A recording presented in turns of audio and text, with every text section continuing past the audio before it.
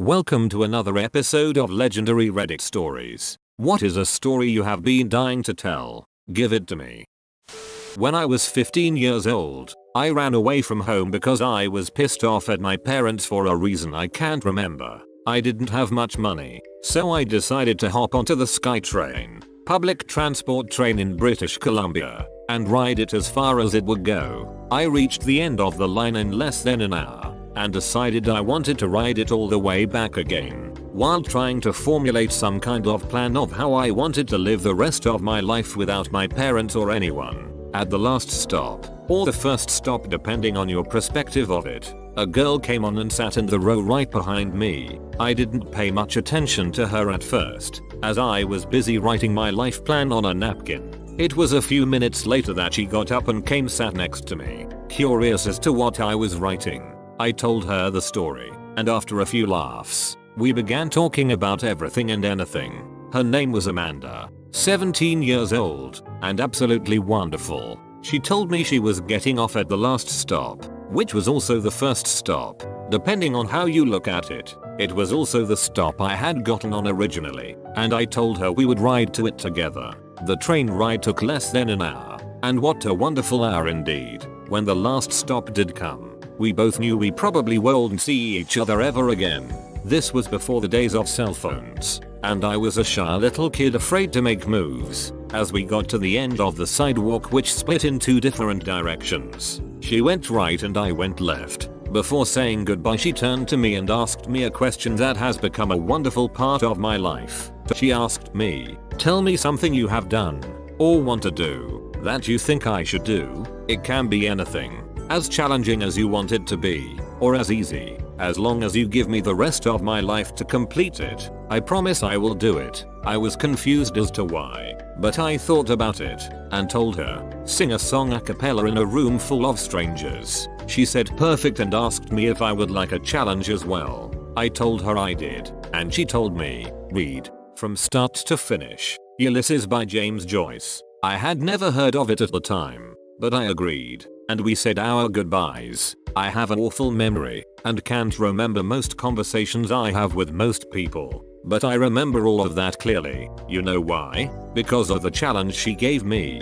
In the 12 years that have passed since, I have tried to read that book in over 150 different sittings. Every time I open my copy of the 780-page monster of a book, I always think of her, and I always think of that day. I've never been sure if it was her intent or not, but she left her lasting memory on me with that challenge. I soon after learned what she did was a completely wonderful and amazing thing for me, so I decided to keep it going.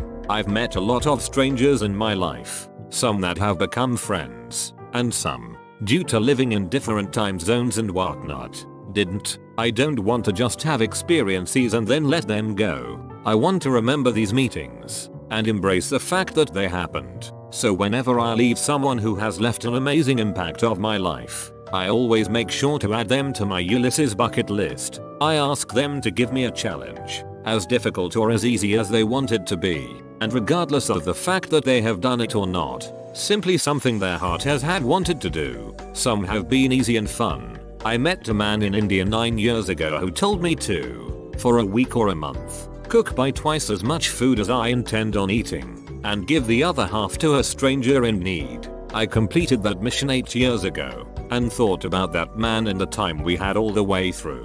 I met a girl on a cruise 6 years ago, who told me to jump into a body of water on a slightly cold day, without touching or feeling the temperature of the water first. I did that the very same year. I met a couple at an outdoor music festival a few years ago that told me to wear the most bizarre outfit imaginable and walk through a public place, completely oblivious to the fact that you aren't looking normal. I did that task the very next day, at the same festival. Some have been difficult, to say the least. 3 guys I met in Amsterdam and smoked all night with told me to go to a mall and give 10 strangers 10 presents. That one took a lot of courage, but I did it a year or so after I met them. It was nerve-wracking, but at the same time exhilarating, leaving my comfort zone. A girl I met on a plane told me to skydive. I'm still in the process of getting that done. A couple I met in Cali on the beach told me to tell the 5 people I hated the most that I love them and respect them. That one was very difficult because of my stubbornness, but I've come close to completing that list many a times, still in the process. 2 more people to go, and some things have had an everlasting impact on my daily life. I met a girl at a music festival who told me that whenever I get mad at someone, walk away, sing my happy song in my head for 5 minutes, go back to the person I am mad at with a calm heart and mind, and work things out. I've made this my way of life. I once met a man at a gym in a hotel I was staying at that told me whenever your body and brain tells you that you are exhausted and done, use your heart instead and push out 2 more reps. I've made this my motto when working out or working on any kind of extenuating exercise in which my body demands me to quit. I also use it while working on anything and while studying. One of the best pieces of advice I've ever received. There are many others that each brought joy to my life. There are still many tasks I have yet to accomplish, and every time I think of these tasks, I think of the people that gave them to me. It amazes me how well I remember all these people.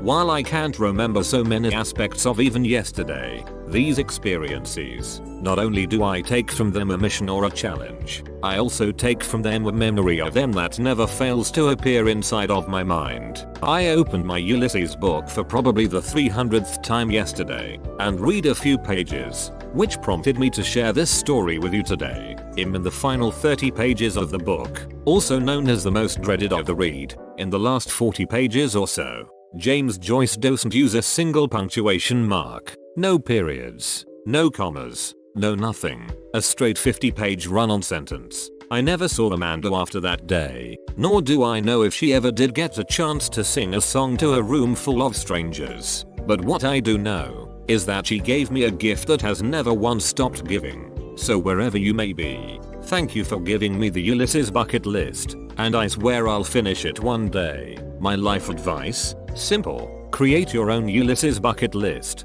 Edit 1. Fixed some spelling mistakes. Going to leave clamours. Haha. Edit 2. Ulysses bucket list subreddit is now a thing. Edit 3. I'm trying to reply to all of your comments and give everyone who asks for their own challenge. Please bear with me. I'll get to you, I promise. Edit 4. Monday the 19th of May 2014 update. I'm kind of lacking words at the moment, and I'm in awe of the power of the universe. Writing this story was just to relive a moment in my life, and to share it with others and maybe help them in some sort of way, or just give an entertaining story to read. Never did I think there was the slightest chance I would actually get to talk to her again, but that's exactly what happened. Last night I found out that the Amanda that guy who ate knew was in fact the Amanda I met 14 years ago. Thank you, Reddit. From the bottom of my heart, I give to you the sincerest thank you I can possibly give. You gave me a chance to continue a life story that stopped writing 14 years ago. I will never forget this. I talk a little bit more about it here.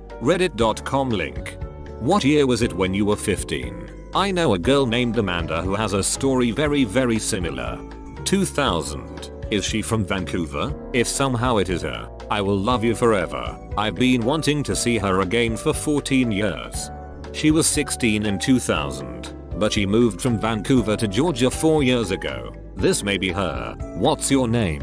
I'll give her a call. I'll PM you my name. She can't quite remember your name, but she remembers you. Since she isn't really sure if it's you, she's going to think it over. She has some weird stalker, so she is paranoid right now. Please let this be real. If this is real, the movie version will be so perfect. Yep, but one of them will end up having cancer and the ending will be simultaneously sad and joyous. This was one of the coolest things I've ever seen on Reddit. This is so cool. I'm gonna do this. Says the entirety of Reddit. So here I am trying not to kill myself at the better part of a decade of persistent thoughts on the matter, and I see this. Thank you. It doesn't matter how it resonated with me, really, just know that it did. That was a beautiful read and one of the best stories I've ever heard. I have hope. Thank you.